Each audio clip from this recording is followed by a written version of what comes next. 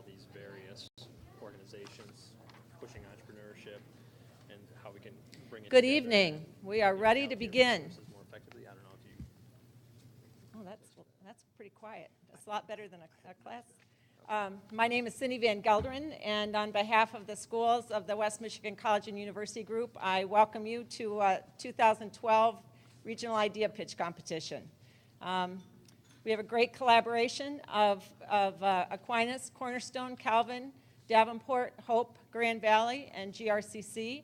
And we come together as business faculty to talk about how we can work together. And in particular, in the area of entrepreneurship, it's been our interest to encourage students to look at entrepreneurship, to move forward to business plans. And we have an idea pitch competition in the fall and a business competition in the spring. So the students that you will hear tonight are those that placed in the top 2 positions at their respective colleges. And I appreciate the fact that tonight Steve Frazee has been willing to be our MC. Steve is well known in West Michigan for bringing TEDx Grand Rapids here in 2010, and now is one of the co-founders of Hub Grand Rapids. So he has an extensive background in entrepreneurship, very active in the community to move this forward as a region, and we're very excited about that. Something that's personally very important to me is he's very interested in not just business development and marketing, but also the people side of business. And so the social entrepreneurship, as we're pretty excited at Aquinas to be looking at initiatives in that arena. So we're very happy he's willing to be our MC tonight, and I'm going to turn it over to him.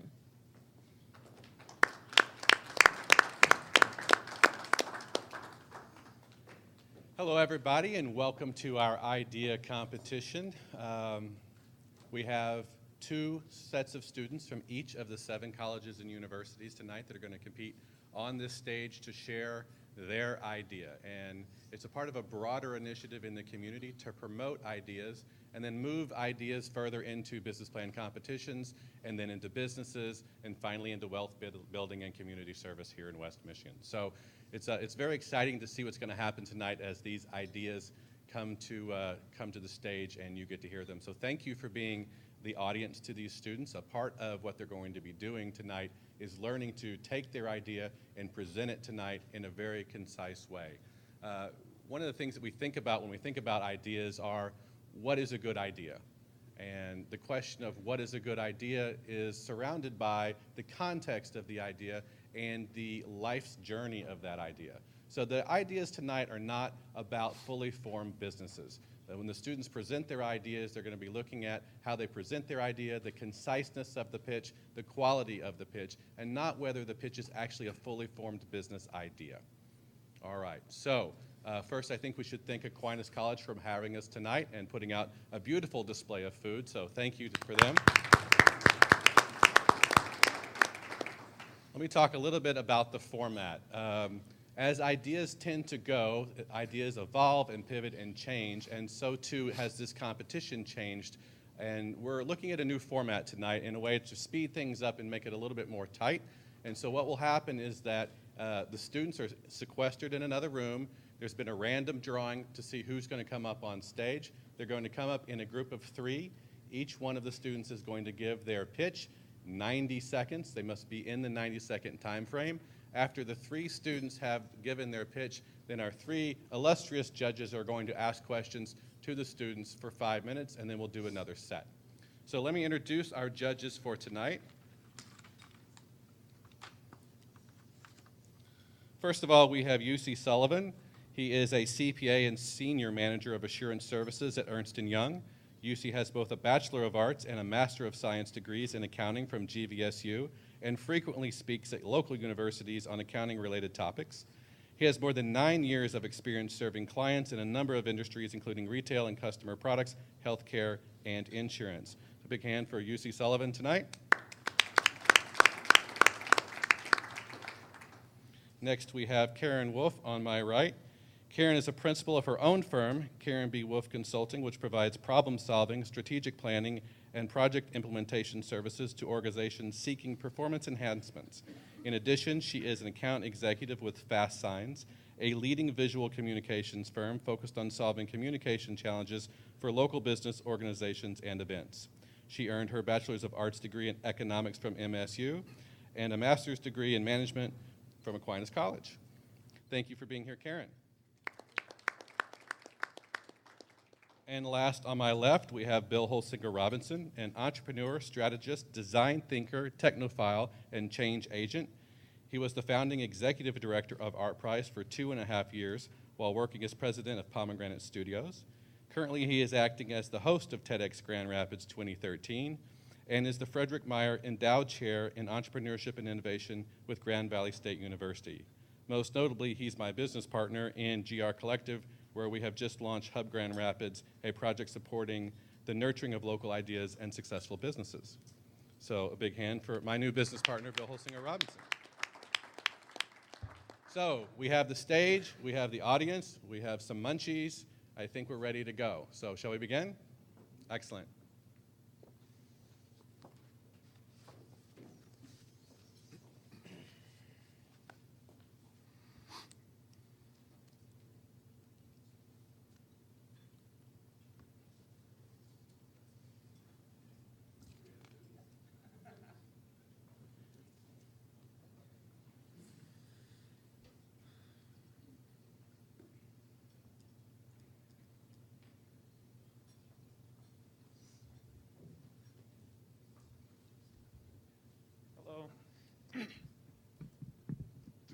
Hey, my name's Chris Arns, and here's the situation. It's probably happened to you or someone you know, but you're backing out of your driveway, and you're making a sharp left turn. All of a sudden, you hear a loud crack. Now, unless your neighbor's kids typically play in your front yard, that crack was probably your mailbox.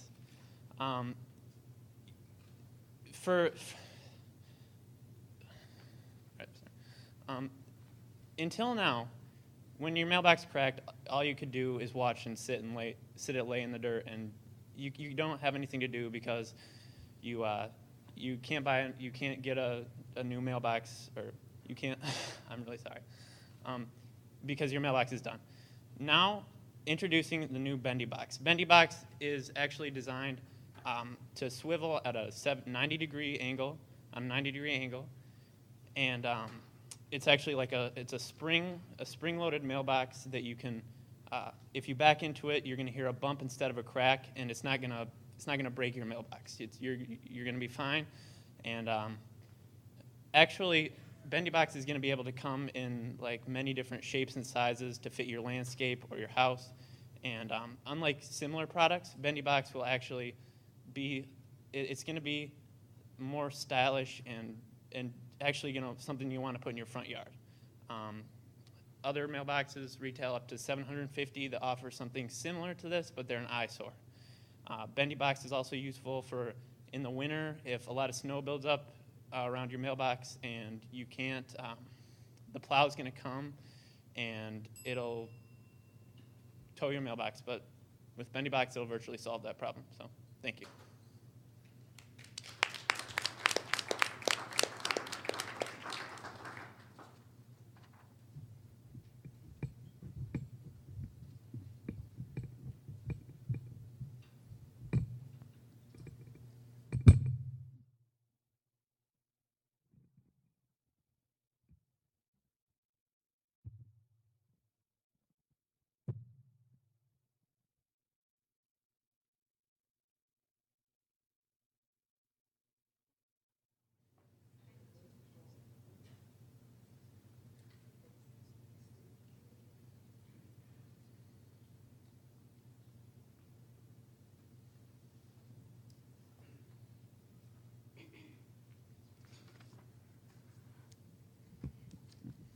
Hi, I'm Kaylee Hammond. A problem has been brought to my attention. I first noticed it with my parents, but then I began to notice that many other people were struggling with this issue as well.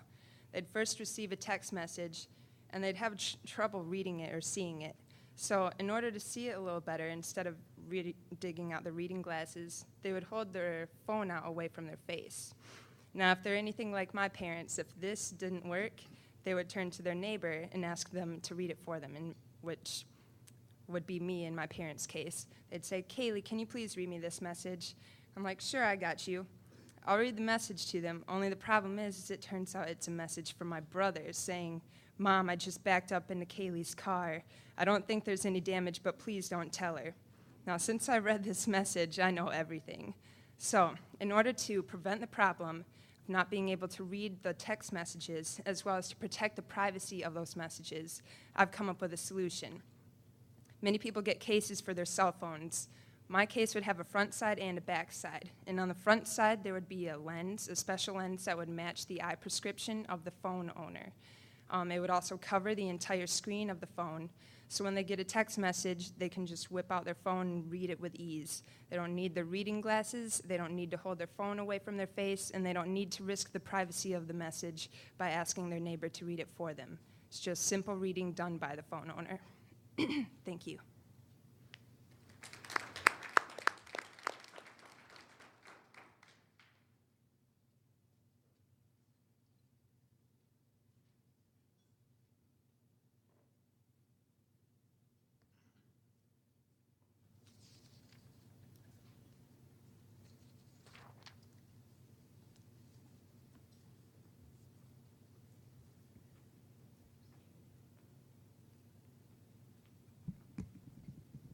Jimmy McDonough. Now, my issue was I never had a product or a mouth guard that was suitable for my needs in the 15 years of playing ice hockey. I would try anything from a little piece of gum in my mouth guard to Boylant and Powerade. Nothing would do. So my product is a new flavored and healthy mouth guard that has an assortment of flavors and also has a hint of fluoride in it. Now, my target market is the youth to adult in contact sports. Now, I really want to centralize and start with ice hockey in the Midwest, which I'm familiar with. Now, opportunities are vast and promising with this product, but there is a large threat out there. There's a product that is called Shock Doctor that really has a stranglehold and monopoly over this. So one option is signing a non-competition clause with them to prevent copying. Now, one of my big target markets are the parents that fund these kids and their money.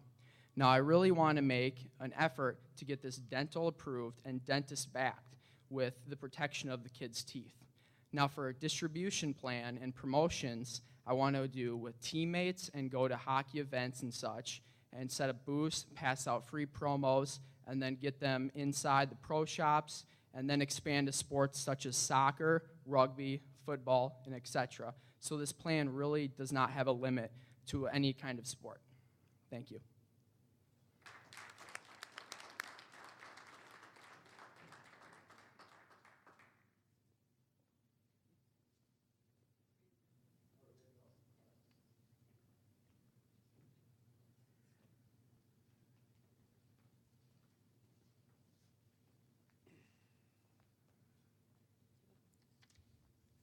Kaylee, I have a question for you. I obviously could relate to your hook because I have a similar problem. What is going to prevent competition from copying your idea? What's going to make you unique so you can sustain this product? That's a good question. With my product, to prevent from competition,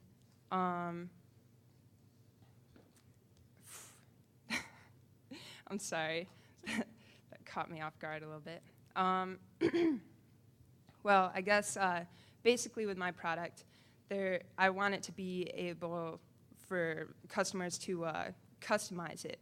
I want it to be available at an optometrist's office, so if they need it specifically, actually fit the prescription, that is available to them. But I also want it to be available at, say, a Verizon or an AT&T, where maybe it's more generic, like the reading glasses, the generic reading glasses you could purchase at like a drugstore. That's basically what my idea was. Great. Yeah. Thanks very much. Thank you. Jimmy? Yeah. Can you help Can you help me understand exactly what problem it is that you're solving with your product again? Now, the issue I've always had was in ice hockey, I'd always chew on my mouth guard. I've always had it hanging out. I actually chipped a tooth without wearing my mouth guard, sadly costing my parents money they weren't very happy about.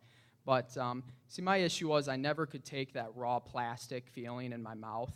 I really wanted a different variety. I tried gum, I ruined mouth guards, I tried boiling anything I can imagine, but there is a scuba mask out there that actually has vanilla extract for professional divers that they put into their rubber when they make it, so we would use typically the same process for the flavoring. Thank you. Chris, I have a question for you. I love the Bendy Box. I thought of that when I hit my mailbox with my lawnmower a few times, so I think it's a great idea. How do you penetrate the market? Do you work with the Postal Service? Do you go directly to stores that Well, I'd always sell thought mailboxes? just trying to introduce it in a store, like a home improvement store like Home Depot or Lowe's or something. Maybe have a booth set up at the front of a store and explain to people just the benefits and how it's a lot less expensive than other things and can save them a lot of money, possibly offer a warranty with it. So, yeah. Thank you. Can I ask a question for everybody too? Have you actually taken a step to think about what a prototype would look like?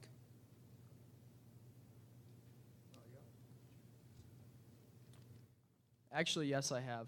I really want a moldable mouth guard, preferably. One you can boil and still sustain the flavor. And it's really simple. You can easily do that. And a moldable mouth guard really is a cheap product. Moldable rubber is not very hard to attain. And I would follow a lot of the other competitors since it is going to be the same design as well. So. Basically, just like how I explained in my pitch, how I picture it is it's a phone case that many phones nowadays, they're just one screen. So it would have a cover, like a screen lens that would go over the entire screen. But the case would also wrap around the back as well. Yeah, I haven't actually made a prototype exactly of this product. I do have, however, the already installation figured out, and virtually it'd be a pole or a post that you could pound into the ground first, and you could actually set the mailbox on top of that post and easily either screw it in or nail it in, and that way you could have multiple different designs with the same hub, and that would pretty much make it a pretty easy way to install. So, yeah. I'll ask this question of all of you. If your ideas took off, what role would each of you want to play real briefly in what would happen after the idea took off?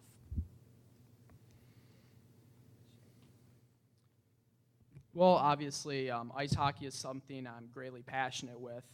I can really see myself in the future working with ice hockey. I really would want to be the frontier, the proprietor in this. But I also want to bring in my teammates. They really are my best friends, people I truly trust and really know the sport of ice hockey as well, and bring this with the venture. Thank you.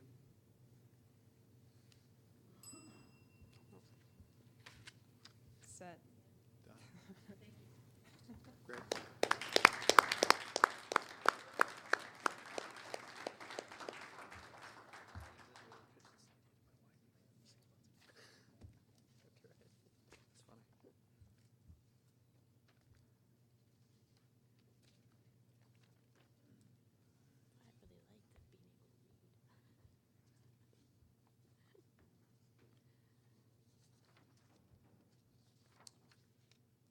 Jake Mantel.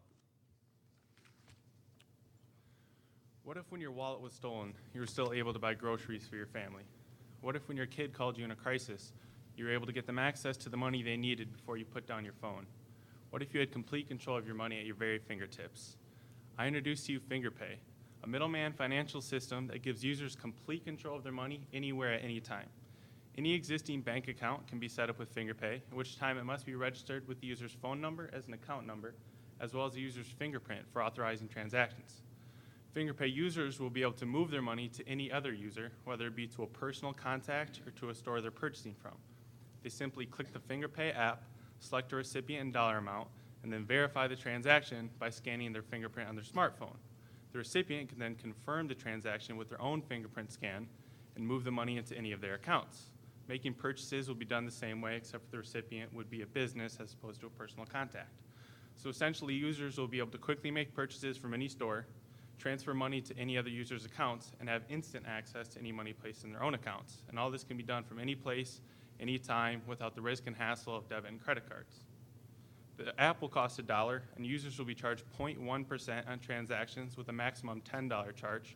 I estimate that within 2 years, FingerPay will have 1 million users with revenues of $3.6 million. What I'm looking for is an initial investment to start up the company, and I would ask for a second chance to sit down with you and discuss more in depth why FingerPay is such a great investment.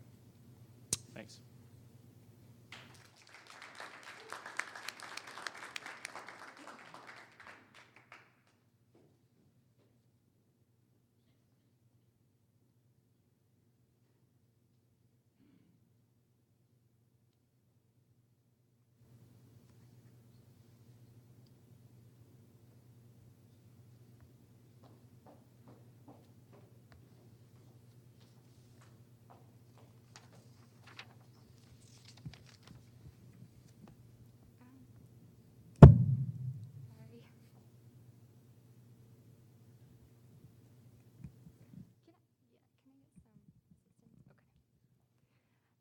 Caitlin Nestor. As a student living on campus, I would like to take yoga classes nearby, but I haven't been able to find any that fit my schedule. Thus, I would like to create a service called Healthy Me. This service would provide those with busy schedules, those who are stuck at home, those who want more assistance than online fitness videos can provide, and those who are too embarrassed to take classes at a gym with an opportunity to take online fitness classes. The classes would be hosted by instructors using a live video streaming technology like Skype, and participants would join in using their own webcam. Participants will have the option to see only the instructor or to see the other participants. This flexibility will allow for a more interactive and personalized experience in the comfort of their own home. Participants must agree to the terms and conditions using an electronic waiver limiting the liability of the company, and instructors will have the ability to remove participants who are acting inappropriately. In order to earn revenue, customers will be charged $40 to take classes over a 6-week period of roughly 30 participants. Instructors will be paid $30 for each session, having the ability to teach 3 to 4 classes every week. In order to make Healthy Me take off, participants would get a free mat if they could get 3 friends to sign up. And if I win this competition, I will consult with local technology and design companies to create prototypes and test markets.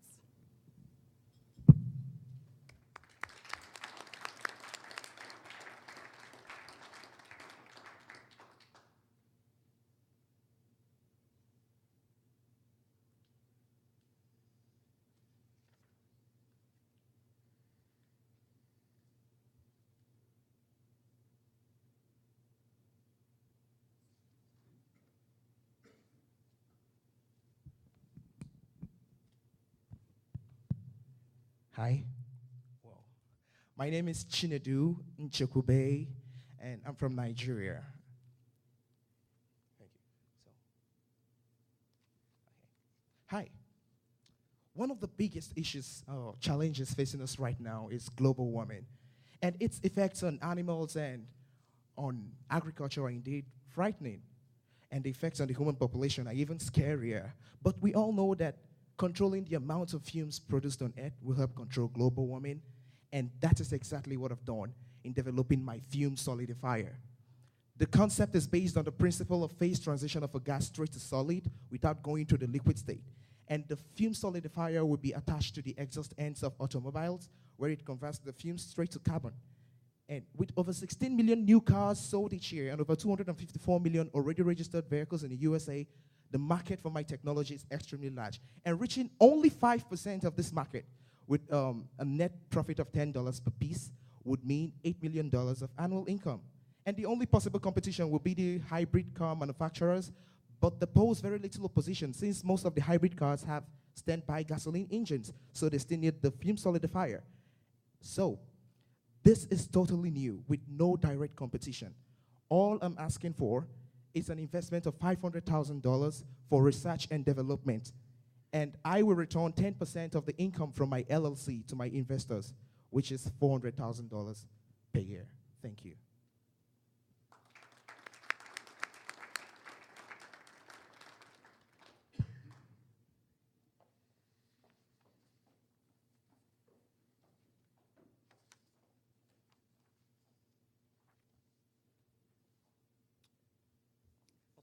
Jake, I have a question for you. What happens when I lose my phone? When you lose your phone, you are basically at the same point you were before you were using the system. So as soon as you get a new phone, you will just, oh, sorry. Is this, okay.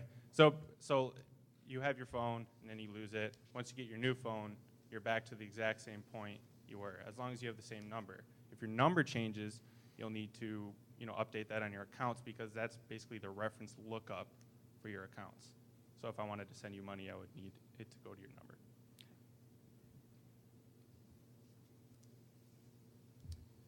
Caitlin, a quick question for you. In conversations with others, do you feel that there is an overwhelming need relative to the ability to work out in the privacy of your own home as compared to going to a gym or working in groups? Yeah, I've been talking to a lot of different markets, including people my age and older, and people who maybe are on the skinnier side or the more overweight side. And not only is it convenient in the sense that if you have to drive to the gym, that takes an extra 20 minutes, then change, then work out, then shower, then change back, then drive home. It can be an hour-long process, as opposed to if you're in your own home and you work out for maybe 30 minutes and then you go back to your daily life. So not only is it convenient, but it's also good for people who maybe can't drive or are a little bit overweight and they physically just cannot be part of a class because they can't handle it, or other markets of that type. So yes, I do. I've got a question for you. Help me understand the technology a little bit. Are there applications of going from gas to solid in other products that exist today? Okay. A principle called deposition means it's just like a reverse of sublimation. So sublimation means going from solid straight to gas, and deposition means the reverse. So it's just the principle behind my prototype, my technology, moving straight from the gaseous state without going through the liquid state, straight to solid carbon. So that is it. Question for each of you. What is the biggest hurdle you foresee relative to your product that you would have to overcome? The biggest hurdle I foresee is definitely getting the prototype, because this is a whole definitely new technology, and I have not yet done the whole thing. So I know it's going to be tough, but I see that it's very possible. For me, I think it's going to be hard to find a technology design company to pair up with. I am optimistic that I'll find one, but I'm just having trouble knowing where to look, and that's where consulting with local companies would really give me some insight in where to get started.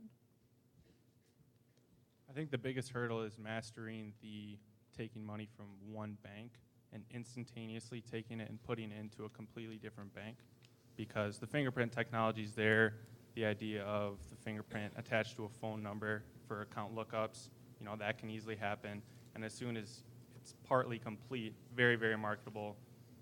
So the main thing is just being able to instantaneously do a purchase basically from an account and then sell that into a completely different bank account.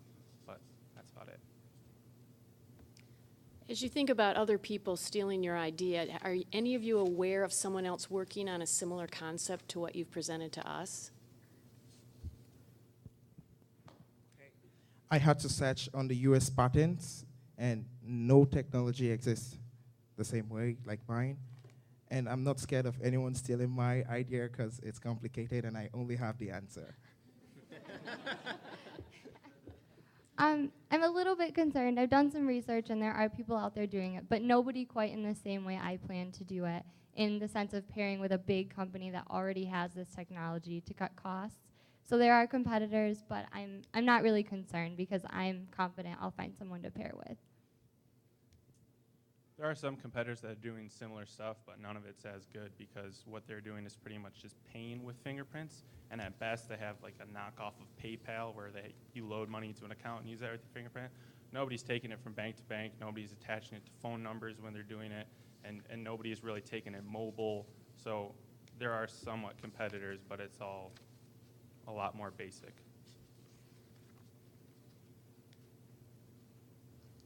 If all of a sudden you had the money to get started, what would be the first thing that each of you would do?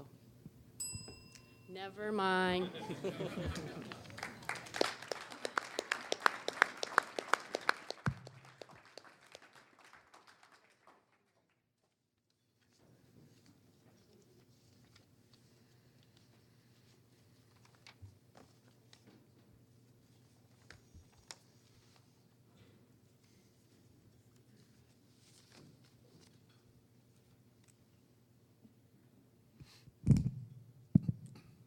Hi, I'm Jake Hall. Each year in the United States, there are over 250,000 kids that require the need for assistive mobility equipment, such as a wheelchair, crutches, or a walker because of their physical or mental condition. $38 billion is being spent annually on rehabilitation, research, and consumer products within this industry. I am currently studying biomedical engineering and product design and manufacturing engineering, and own a company and am the president of it called Capable Solutions. Within the current market, there are no ride-on mobility devices that are specifically designed for kids with disabilities to allow them to have a more socially active life. At my company, we are modifying a Power Wheels car, the commonly known pink Barbie Jeep, to allow these kids with disabilities to be more socially interactive with their friends and family. And it doesn't look like a disability device, such as a wheelchair. The car has an integrated joystick which the child can easily use to steer and control the vehicle, as well as the parents having their own wireless remote that they can stop and override it if the child is going into a dangerous area. To continue market viability and interest, we're working with organizations such as the Mary Freebed Hospital, the Spina Bifida Organization, the Family Hope Foundation, and other disability support groups. We're also in discussion with Fisher-Price themselves on licensing and product agreements to help reduce the wholesale cost to us. But in order to contain the success of Capable Solutions, we're looking for a $1,500 investment to file a preliminary patent, in addition to providing 2 more of these cars for market viability. Thank you.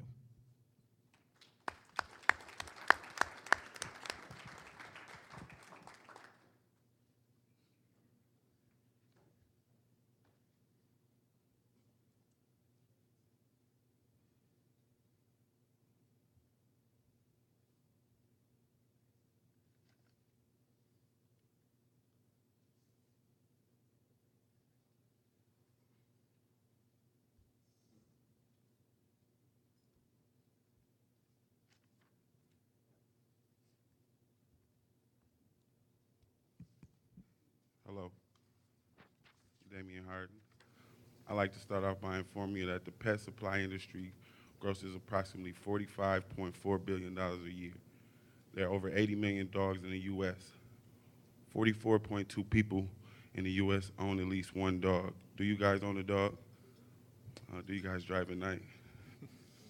Well, have you ever been driving at night down the city or rural street, and boom, out of nowhere, a pedestrian and their pet are 2 or 3 car links from being made hood ornaments by you, not because of your lack of attention, but because of lack of visibility? Well, ladies, gentlemen, I have the excellent solution, the glowing walk. The glowing walk is a leash and harness combo made of LED lights.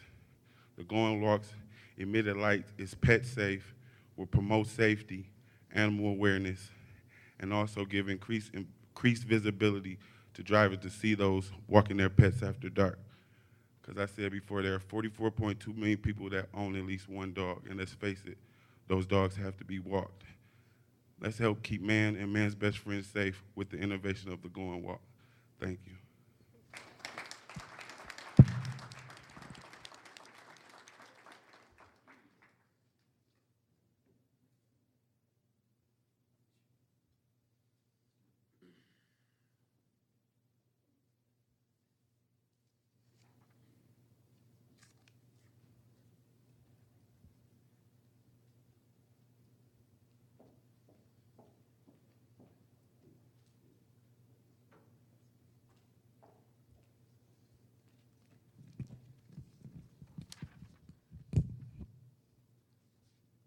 I'm Shatavia Ward.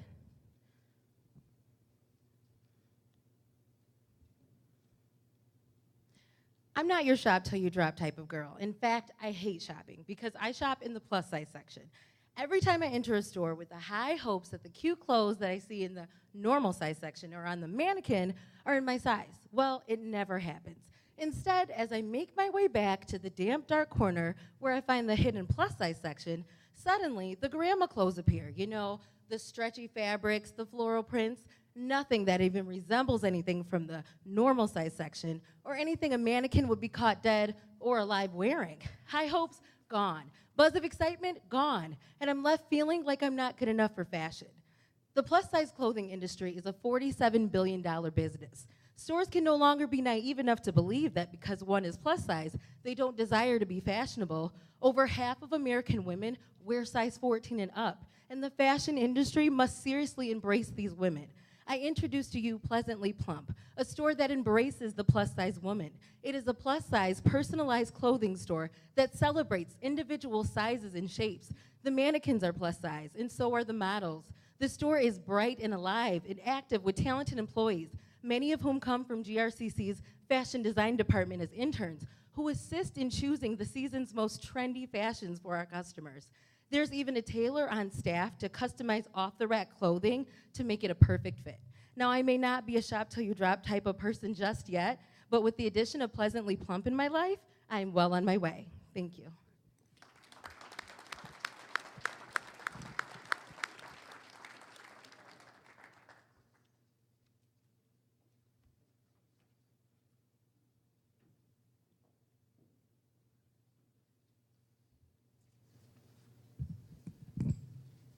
Jake, I have a question for you. When you think about selling the pink Barbie Jeep to parents, what would you anticipate their first objection might be? Well, I've actually had the ability to work with a lot of parents and had them test out this product. And really, their first objection is, will the child be able to actually functionally use it? Because they have spina bifida, they're paraplegic, they don't have use of the legs, or they don't have full muscle movement. They ask, is this right for my child? And the nice thing about this is with a single joystick, all you need is one hand with some simple muscle movement.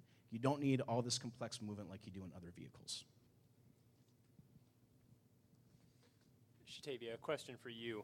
How does Pleasantly Plump differentiate itself from other big and tall clothing stores that are already on the market? A lot of the big and tall clothing stores kind of just shop, like I said, with the grandma clothes, kind of just because it's big and tall, you're supposed to wear it. Pleasantly Plump is personalized, and there really isn't a store like that on the market for regular size clothing or plus size clothing, so it's a different kind of store. Damien, I got a question. In thinking about your product, what does the power supply look like? What kind of battery power is it going to need to be bright enough? Oh, just AA batteries. Pretty practical, easy to get. Jake, question for you. Relative to your proposed product, what is the current dissatisfaction with the products that are currently available to people in your product Well, there's a few ways you can look at it. You have the disability products where there's already electric wheelchairs out there for kids with disabilities. However, when you're walking down the street, kids at such a young age are so influenced by how people look upon them and how their peers look about them. So the current product out there makes these kids look separate. But what this car does that is currently on the market, the Fisher-Price car, it allows these kids to be sociable with their other friends. And this car specifically allows kids with disabilities to look just like every other kid. Did that answer your question? Yeah. Okay. Shatavia, what do you think has stopped people from implementing your idea before? I think that people believe that plus-size people don't deserve fashion, or that they feel that because someone is overweight, they don't love themselves, or they don't like what they see when they look in the mirror, which is false. Over half of Americans, really, and the number is growing, is overweight towards obese, and I feel like people need to love who they are at whatever stage they are in life. So, Damien, if you were to win tonight, what are you going to do specifically in applying the money to make your idea real? just getting some input from guys like you and other people, and maybe trying to use the money just to start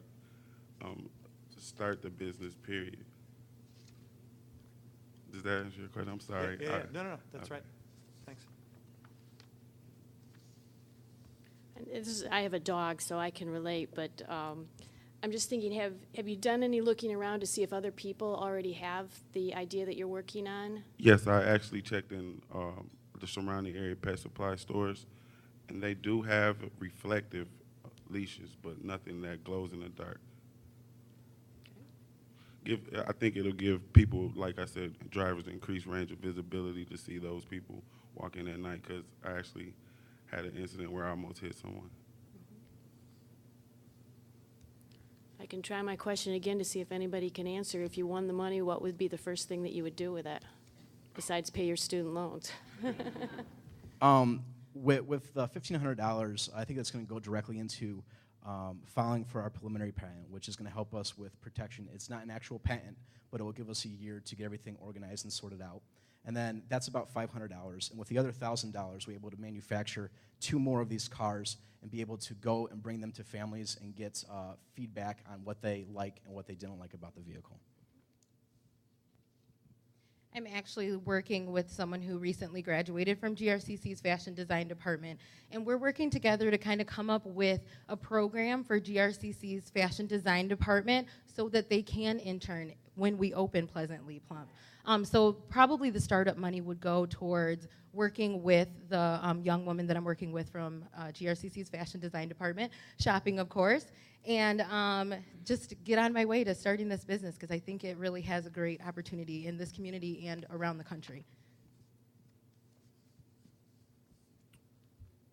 And since we have just another second of time too, so as you guys form your organizations, where do you see yourselves, what roles do you see yourselves filling in those organizations? Are we allowed to answer that question? Okay. Doing good things.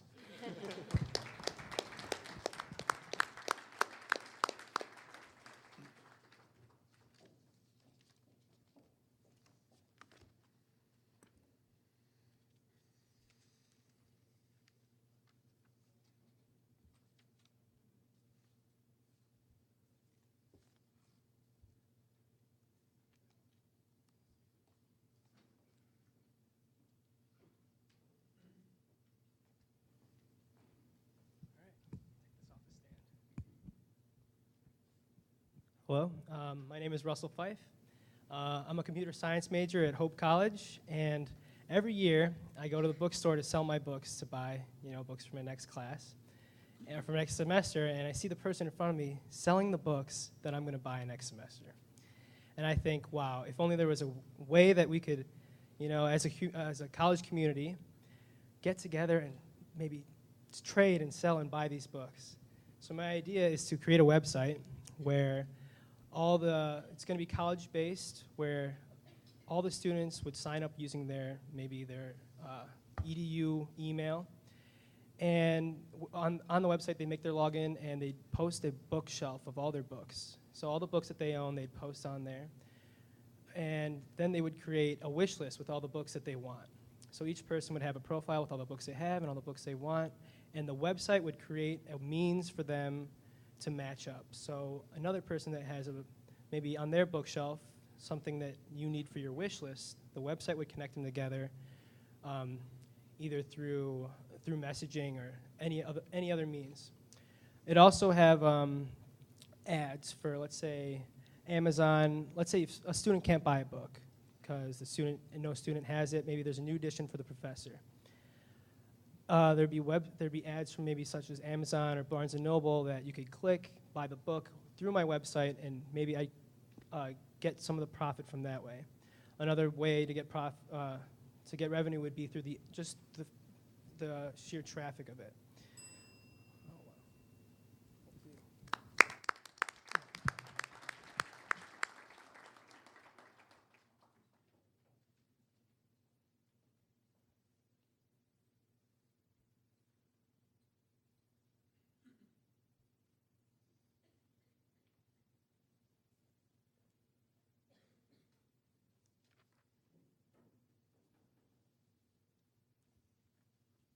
see if this mic is a little bit taller than me. My name is Jeffrey Knoll, and my idea is called Book Hippie. The Government Accountability Office did a study and said that from 1986 to 2004, textbook prices increased by 240%. We're paying textbook prices of $100, $200, $300. The standard is college students can't afford textbooks at that price. My idea, Book Hippie, is a matchmaking system that connects students together to satisfy each other's needs. It is a service that is online that allows you to scan a barcode on the textbook that you need and scan your textbook barcode with your mobile phone. It uploads your books to the website, and it matchmakes you with other students that have the opposite needs of you. What this does is it creates a system to where when you need a book and you have a book that somebody else needs, you can trade textbooks through the website.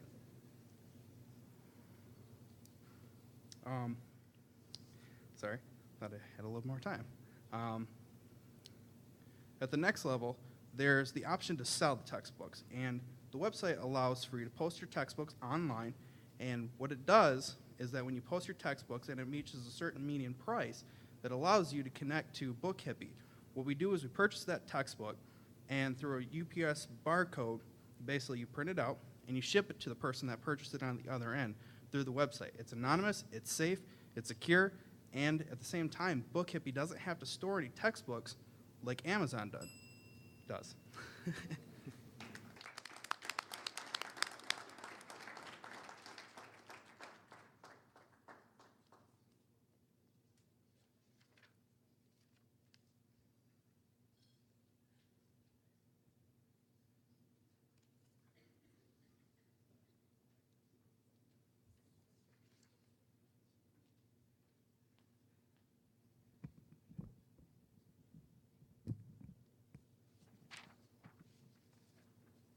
Hi, I'm Jason Sissing. When was the last time you went to a fast food restaurant? Okay, I know we don't like to admit it, but we all have gone. And when you grabbed your drink, you went to get your lid, and what happened? All the lids stuck together. You couldn't separate them. You tried to peel the top lid back, and then accidentally touched 3 other lids, and had to awkwardly apologize to the guy waiting in line behind you because he just touched his lid. And then when you finally get your lid, you knock 5 others on the counter. It happens to the best of us. The problem is it's annoying and gross. For the environment, this is horribly wasteful. I spoke to a McDonald's employee who said they throw away over 70 unused lids a day. 70. Wouldn't it be great if there was a way to make this whole process more convenient? Hi, I'm Jason Sissing, and I've created what I call the Pop Top. The Pop Top is a redesign to your traditional plastic lid. Instead, it has a large bubble that when you press down and pop it, it simultaneously separates your lid from the stack of lids. Now, these lids are used everywhere. There's over 120,000 different fast food restaurants in the U.S., 20,000 coffee shops, 6,000 smoothie shops, not to mention hospitals anywhere that use to-go lids, creating an industry that's worth $183 billion. The awesome thing about this product is that I can license it to cup manufacturers such as Solo, Sweetheart, or Dart here in Michigan, or what's to stop me from taking it to market myself? So remember Pop Top, and save those awkward apologies for when you need them most. Thank you.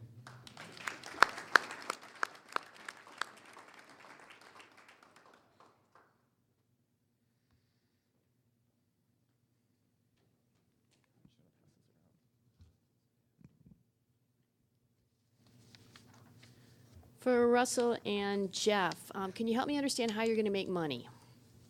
My idea would be, since there'd be a lot of traffic going to the website, you'd create, revenue through the ads. So you have, the more targeted the ads are, the more money you make. And since the ad will be literally, Amazon has the book you're trying to trade and sell to that student, you can buy it through here. Amazon could either, if they go through my website to buy the book, Amazon can give me a portion of the money they make that way. Or, just even hosting their ads on there would be a means for me to get revenue. One of the things that I was thinking about through different revenue cycles, we could go through for every time somebody matchmakes with another person, the person that is intending on buying the textbook from the other person. When they have that transaction, the e-commerce transaction, basically it's an algorithm that is written. I've already written the algorithm where it basically takes the amount of the textbook, okay, and this is done through an e-commerce payment system. Takes the price of the textbook, say it's $15.85. It runs it up to the nearest dollar and then adds a dollar. So then that revenue, it's a flat price. You'll see $17, $18. You're not going to be dealing with this change, this tax, or anything like that. It's going to be one flat price. We get that difference. It's going to be automatically put into a escrow account, and then when the transaction is completed at the other end, they accept that the payment's been made, that the transaction is complete, and then we receive that revenue. The person that sold the book receives their revenue, and the person that bought the book receives their product. Question for Jason. Relative to the return on investment, if companies were to put this into place within their restaurants, have you thought through how much due diligence they would have to do on thinking about what length of time they would have to sell so many soft drinks relative to making back their money on your product? Well, I'm actually talking to Celebration Cinema's president, Mr. Lokes, and he said they waste 22% of their lids that they use in their cinemas. So it won't take long because the manufacturing is equal to what it is right now. For those restaurants, it won't take long for them at all to get revenue out of those. I'll ask the question for all of you guys then. So if you win tonight, how are you going to apply the prize money to your ideas? Yeah, well, I'm asking for $15,000, and I need 3 months. And my goal is to make a feasible or a prototype that I can test to my market. And I want it to have customer interaction. And so that's what I'm going to do with the money: create a prototype that I can get interacting, and see what the results are coming back. What I would do with the prize money would be to I'm a computer science major, so I have a bunch of other computer science majors that are willing to help out with this idea. And what we do is there's templates that you can get online, not just the basic templates, but these are nice looking, well-made, bare bones templates that I would assemble.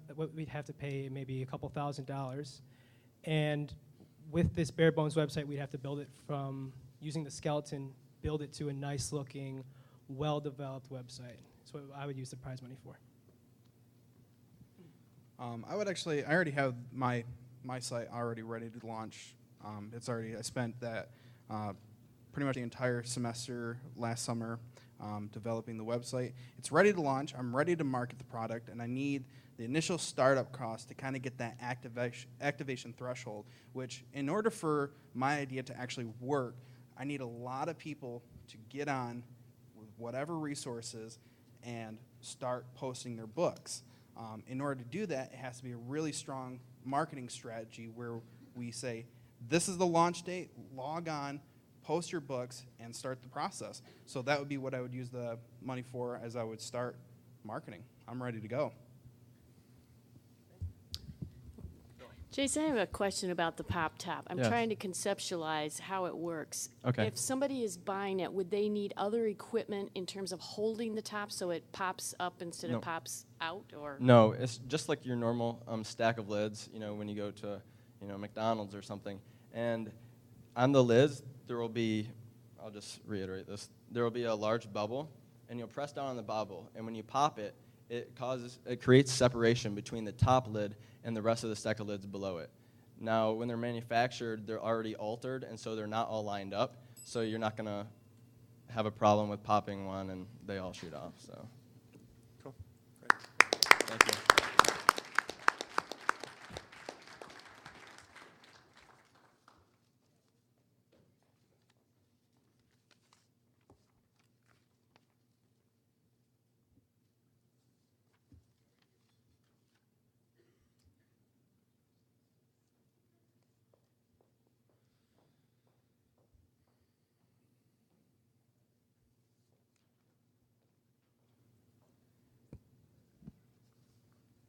Jamie Barnes.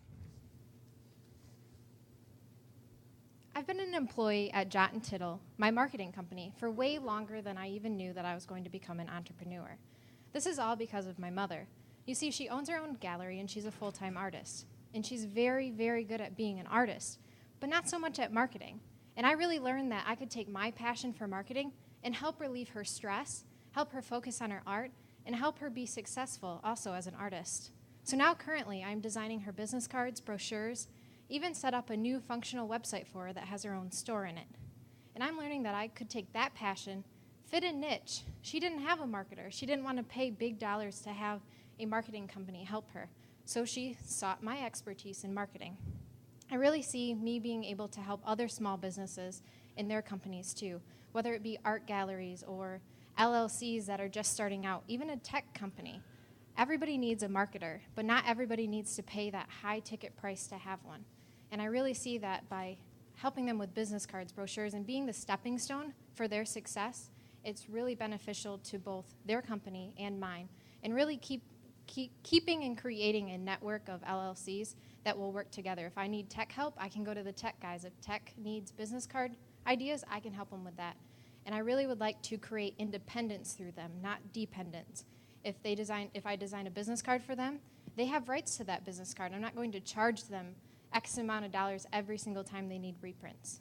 So I really see Jot and Tiddle as an opportunity for me to help small businesses succeed while also fulfilling my dreams. Thank you.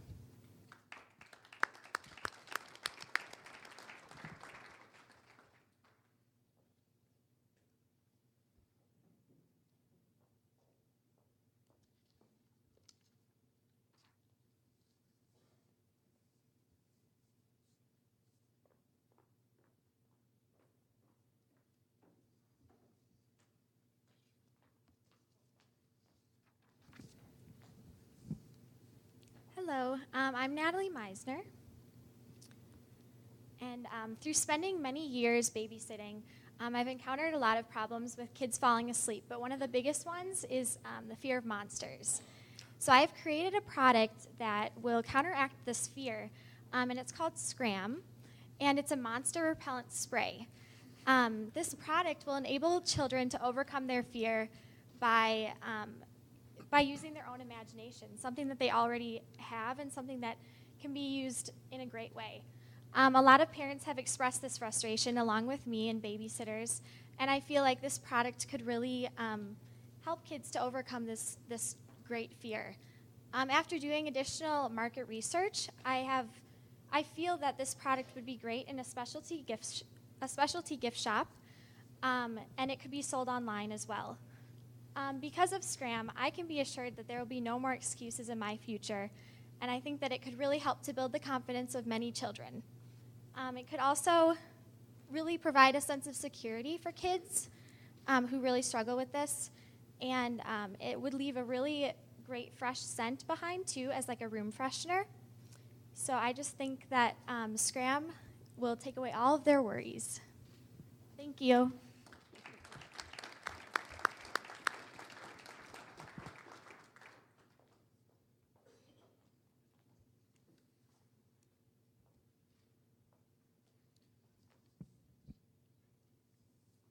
So I'll ask the first question. So Natalie, I think the idea is interesting. I used to do the same thing for my son, call it monster spray. Really? Yeah. When you're talking about a room freshener, you've already thought about other organizations that you would partner with then to produce this stuff? Actually, I've done a lot of research on the liquid that would go inside, and I've decided on distilled water and lavender essential oil, and this is a non-toxic liquid, so if children were to accidentally consume it, that would be no problem. And it leaves a really calming scent behind too, which can help them sleep as well. Jamie, can you tell us a little bit more about what would make your business unique from the other marketing consultants that are out there? Definitely. I think what I see is in Jot and Tiddle's benefit is that it really will cater to specific small businesses. For example, like my mother doesn't know what ads to do, and she's overwhelmed with ads from Ludington and Pentwater and all these businesses, and she doesn't really have somebody that can, like, I don't even know if for an ad agency, if you can go to them with a specific problem and not get charged a ton of money. So I think for me, it's just being able to not upcharge everything so much and have an understanding base and have more of a personal client base to a relationship. And that will really kind of separate Jot and Tiddle from larger corporations and marketing agencies. I'll ask a follow-up question for you then too. So how do you plan on actually finding those customers then as well in that niche market? Definitely. Well, right now it's just me, and I plan on keeping it that way until I'm out of school. So I plan on attending Chamber of Commerce meetings. There's several people that come into the gallery daily. Who did your business cards? Who did your brochures? Your website looks awesome. And so by supplying her with my business cards, my website, she's going to be able to pass on actually who did her website. And so to really gain clientele through word of mouth. Jamie, question for you. So is your intention to focus on selling your product to the parents or to the parents through the children? Selling the product will suit both the parents' needs and the children's needs. I've designed a label that really satisfies what children like and the bright colors and everything, but it also appeals to the adults who will be buying the product. So I would say the children are the users, but the parents definitely will be the buyers, along with grandparents. What do you both foresee to be the biggest hurdle to overcome relative to rolling your product out? For me, I feel like it's the marketing and expanding to other areas. I hope to start with local companies and then expand from there. It's actually your question, what you asked me. How will I compete with other big marketing firms? Because yes, they have a lot to offer. They might have lower prices. But really what I'm learning from my mother is she wants that personal, that she can send me an email an hour before the deadline and she can rely on me. So that's really it. And even hearing you mention how marketing's your biggest challenge, I'm thinking, I'm going to definitely talk to her afterwards, because I really feel that like a large company, you don't really know what you're going to get. But with a small company, a small person being able to sit down at lunch, you might be able to get more out of that personal relationship. You both have done some work in exploring your idea. Can you share with us maybe the biggest lesson that you've learned in getting started with a new idea? I think my biggest lesson that I've learned is just not to give up. Right now I'm looking into starting an LLC, and that can be challenging, especially I'm 20 years old, so that's challenging.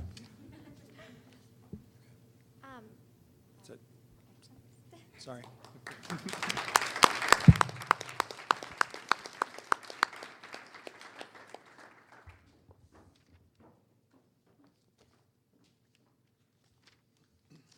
So let's have a big round of applause for all of our students tonight.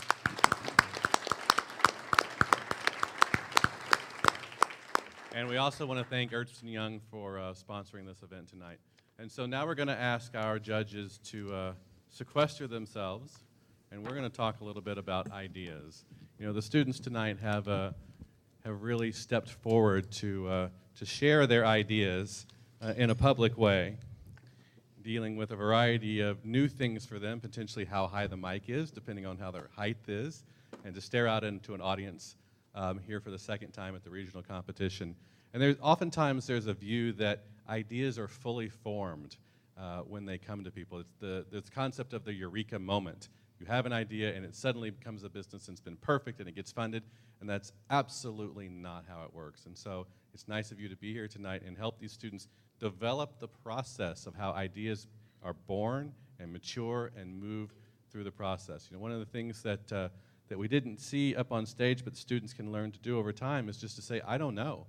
When your idea first comes to being and you begin to share it with people, you get asked really good questions that you might not have thought about. And those ideas then mature and change over time. And that happens by saying, I don't know, can I get back to you on that? Or can you give me some information about that? So this process of sharing ideas publicly now is quite a bit different than how it used to be. There are some schools of thought that when you have an idea, you keep it hidden, you keep it to yourself, you go off into the R&D research facility, you take it to the point of patenting, and only then do you bring it out in the public. But there's a whole new school of thought about how ideas are shared, and it's a rapid prototyping, rapid thinking, sharing publicly what your idea is, and getting good feedback from everyone else in the community, and then turning that idea into something else, into something else, into something else. And so we're going to have a few stories tonight from past business plan competition students, and we're going to start with Miles Smith to come up and talk about his idea, and maybe we'll hear a little bit about how his idea changed from when it was originally born to where it is today. So here's Miles. Thanks, Steve. I feel like I'm really far away from everybody. I gotta step down, maybe. Can I just go down here? Yeah. So I pitched. Stay up here, I guess. Yeah. So I pitched. I guess last year at the regional, I got second place. It was a lot of fun. But you were absolutely right, Steve, in saying that it takes a ton of work to actually make a product come to any type of fruition, really. You might have a good idea, but it has to be followed up with a lot of, a lot of due diligence and a lot of effort, and that's what I've experienced. So yeah, I pitched last year. I went through the process of like writing a business plan and finding funding and all that. I got funded. I got, I think, $50,000 back in December, and then I got some more following that, and I used that money to work with Tiger Studio. John Maroney is right there representing. And they designed and redesigned my product. I got some, just like Steve said, some really valuable market feedback from some end users and from some engineers who said that my current design wasn't going to work well and it was going to be really hard to manufacture. So I used that funding to kind of redesign some things. It was a point where I had to be pretty teachable and humble in letting my old design go, the picture that I had been looking at for so long, and my rendering that I thought was perfect. I realized that it wasn't. But the cool thing is now I've got a working batch of product. It actually got delivered today. My last round of perfected prototypes from SAC Plastics in Grand Haven. And yeah, I mean, it's been a lot of hard work and a lot of effort, and nobody did anything for me, really. But it's been an amazing experience, and it's just going to be now a matter of executing and becoming profitable. So, I mean, I'm so thankful for the environment that I came from at Grand Valley and the support from the Center for Innovation and the faculty there. They've really, helped me think through a lot of things and pushed me along. But, Steve was correct in saying that, nobody's going to hold your hand when you do this. It's a matter of you have a good idea. How hard are you going to drive it? And I, learned that it takes a lot of effort. But so, is that good? All right. Thanks, Miles. That's the opportunity we have as a community is to create more of this environment. The West Michigan College and Universities group has done a great job at creating this environment. So we let young people know that it's okay to have ideas, to share these ideas, even when they're not fully formed. The ideas that you're hearing tonight are not fully formed businesses. They weren't designed to be. They are ideas, and ideas go through this process. Now, one of the things I've heard many times in the entrepreneur and innovation events I've been involved with over the last couple of years in West Michigan is I hear people say, well, I didn't want to say anything because I didn't want to seem stupid. I didn't want to say anything because I didn't know if it was immature for me to say it. But it's the only way that we can learn, and that's to share ideas. And then there's another piece, which is failure. It's the failure piece. It's getting your idea out in front of people, trying something, and have somebody say, like some of the judges asked some great questions tonight, are you aware that there's some competition for that? And the person may say, no, I'm not. And they look at their product and they say, wow, this product is already on the market. And then they pivot and they turn and they enhance their idea and they bring something new to the marketplace. And it's a real nurturing environment that you see in some really progressive entrepreneurial communities that help entrepreneurs of all ages take their ideas forward. And that's one of the things that we're trying to do more and more of a group of people in West Michigan is to help entrepreneurs of all ages step forward and raise everybody up by helping more and more of these ideas go through the process, turn into businesses, and eventually create wealth in West Michigan. Now we have another business plan competition winner in the audience. Where's Scott? Scott, come on up and tell a little bit about your story and how you've gone from innovation to where you are.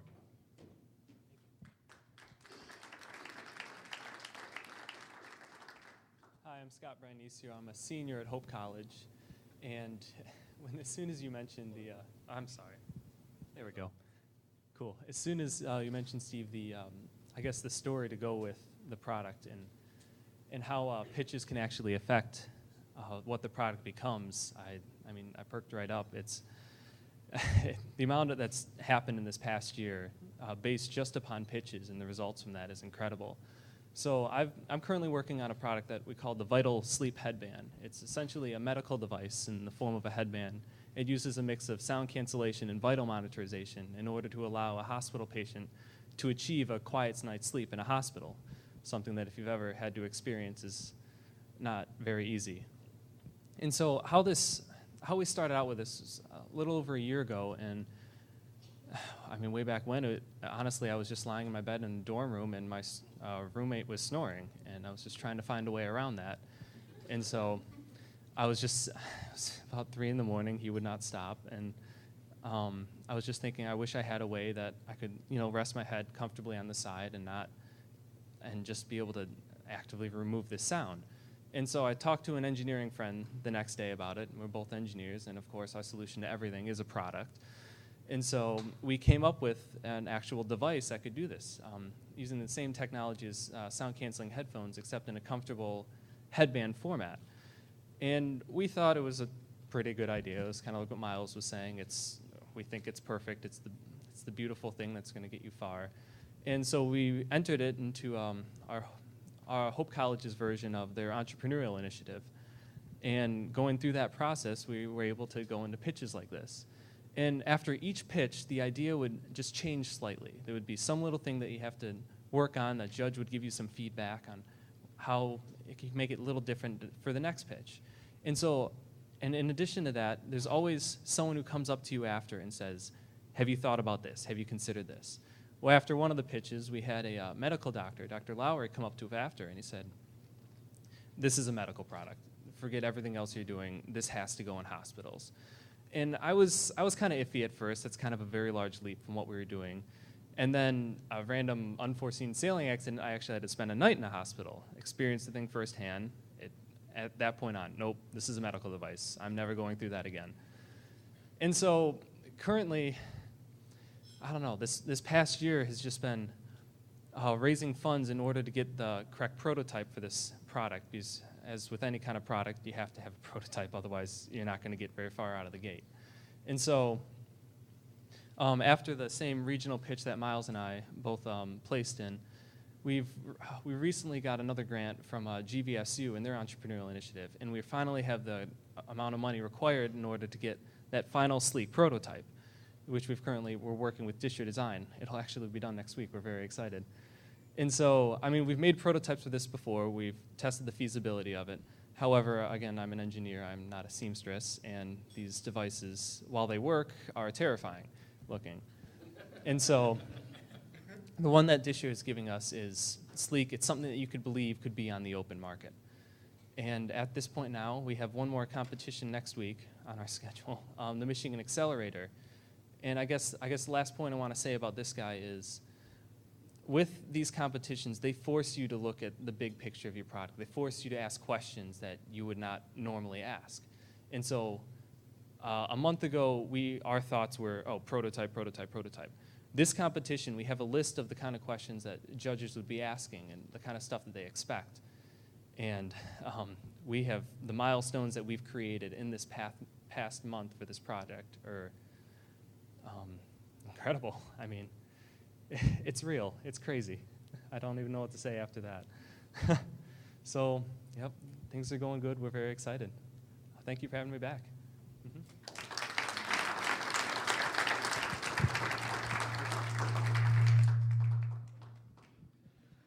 My wife is actually very excited about that project. I was a judge at the competition they were at, and I told her about that, and I snore like a walrus. So, beta tester. My wife's a beta tester. So, a little bit about my background, and so I want to talk about the money piece of business. I ran a software company with some friends down in Dallas. We raised money a couple times. We raised $3 million and then $20 million, and then we raised, it was 3, 2, and then $20 million in our last raise. And we got to the point that we didn't actually take the $20 million round. Now that's interesting because we spent a year and a half trying to raise $20 million, and when we finally got to the point of getting a yes out of some venture capitalist in Boston, we decided that we didn't want to take the money. And then we downsized the company and sold it and moved on to other things. And a part of the reason that we did that is that we felt like even though that our company could generate a lot of money, the business plan showed that our business was going to grow to $250 million, is that we realized that we were not in our business anymore. The business was able to make money, but it wasn't meaningful to us anymore. And that's really where things have gone for me recently, and what Cindy and I spent a lot of time talking about, which is this space now of things that I'm calling a for-purpose business. And that's the space where these are profitable businesses. They're not nonprofits, but they're designed to generate both money and meaning. And this is what Bill Holsinger Robinson and I are launching now in West Michigan. We're calling it Hub Grand Rapids, which is part of a global network of social enterprise workspaces and communities. And here in Grand Rapids, it's also going to be focused on entrepreneurship and innovation. But the idea is that a business is more than just a money-making machine. It's a resource allocation system that we spend a huge amount of our time in. When my business and partners and I looked at our opportunity to grow our company from where it was to $250 million, we realized we just didn't want to spend our lives doing that. The money wasn't worth it. Now my business partner, who was CEO at the time, runs a company called Soap Hope, and he sells soap online, which is not a very high-tech business. But what they do is they take the money that comes off of selling these organic soaps online, and then he takes the profit and he puts it in a fund, and that fund is used to generate microloans to women in third world countries so they can start their own businesses. And this is a big piece of the social enterprise movement that so many people are getting excited about, which asks the question is, how does the vehicle of business, how it can be used to decrease suffering and improve well-being on our planet? So keep your eye out for Hub Grand Rapids. We're going to launch that at the Wealthy Theater on Thursday of next week, and we're going to talk about for-purpose businesses and how being in business can actually make the world a better place. So at this point, if you would like to get up and go to the back of the room and grab something to eat or maybe take a break, please do that. And when our judges are finished their deliberations, we'll signal you to come in. And I think we have a big pile of money to give away. Is that right? So that's a good thing. So enjoy a few minutes, and then we'll call you back in a second.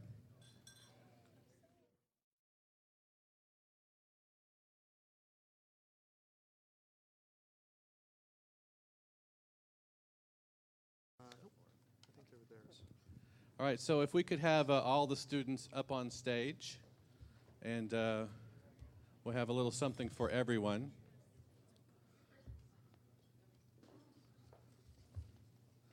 So if you'll come up on stage, everybody come up on stage here. And then, as I said, we're innovating. Right as we speak, we're innovating. We don't really know what's going to happen next, and our idea is pivoting and changing as we speak. And then what we're going to do now that everybody's up on stage is let's start with another big round of applause for all of these good folks.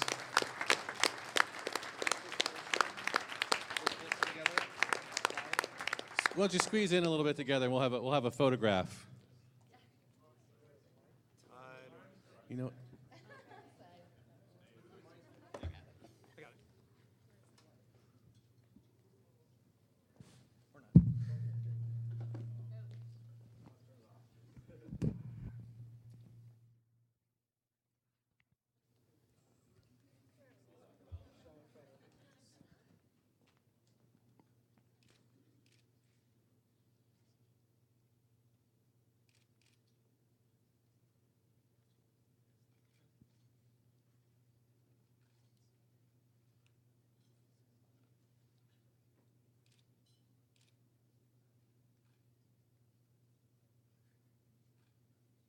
We're good? All right, fantastic. So then what we're going to do next is I'm going to have each of you come up to the mic that is magically appearing in front of us. Actually, just hold it in your hands. Start down at this end over here, and just say your name again and the school that you're from, and we'll give you a certificate here of participation. Damian Harden, GRCC. I'm Chris Arns from Cornerstone University. Jacob Hall, Grand Valley State University. Shatavia, Davenport University. Jimmy McDonough, Aquinas College. Kaylee Hammond, Cornerstone University. Natalie Meisner, Hope College. Jamie Barnes, Davenport University. Russell Fife, Hope College. Jason Sissing, Grand Valley State University. Caitlin Nestor, Aquinas College. Chinedu Nchekwube, Calvin College. Jeffrey Knoll, Grand Rapids Community College. Jake Mantell, Calvin College. Fantastic. So thank you all for being here and sharing your idea. We hope that one or more of these fantastic ideas continue to mature and actually change your lives and the lives of people around you. So now that we have given out these little gifts to all of you, I think we're going to announce the winners. Is that right, Cindy? That is right. And so which one of the judges is going to announce the winners? Fantastic. Thank you, Karen. I'd love to do this. We really do know who the winners are. Thank you very much. Okay, so first of all, I want to just say once again how talented and impressed we were. Everybody did a fantastic job. And we know firsthand how difficult it is to stand up in front of an audience and be drilled on questions. So thank you for your participation, and you're all going to go far in this world. So first of all, congratulations. In fourth place is Mr. Jake Mantell.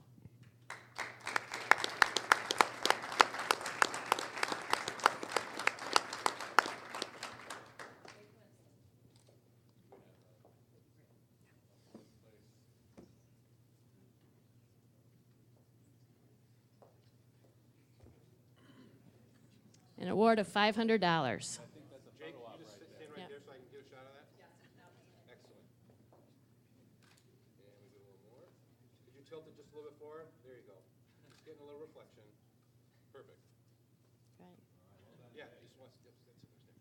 Okay,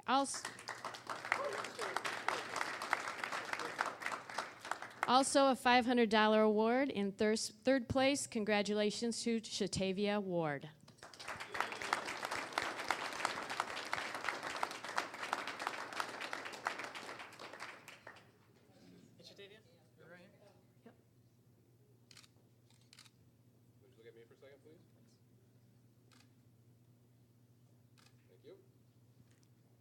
Okay, in second place, we have Jacob Hall.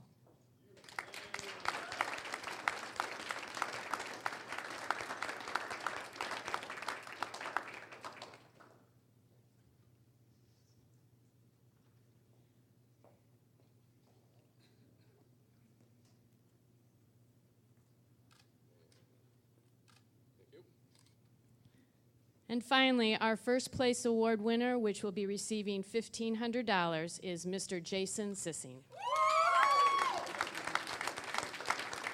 With the Pop Top product idea.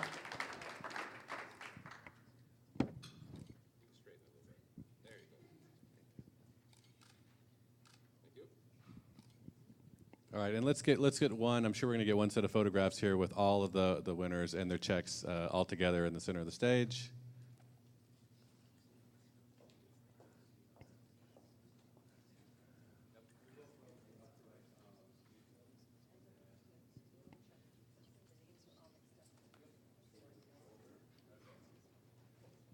And for the students that are leaving the stage, just stick around for just a little bit. We have one little secret to tell you.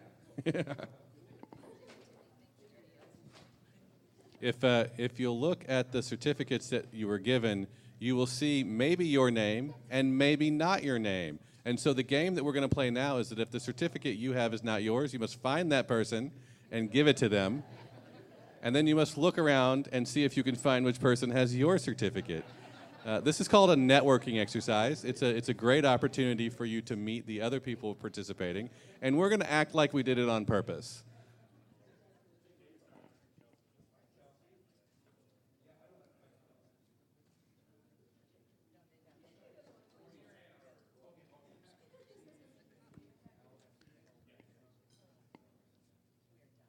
And that is a wrap. Thank you so much for being here tonight and participating as the audience, and we'll look forward to seeing you in the spring when we do the business plan competition. Thank you.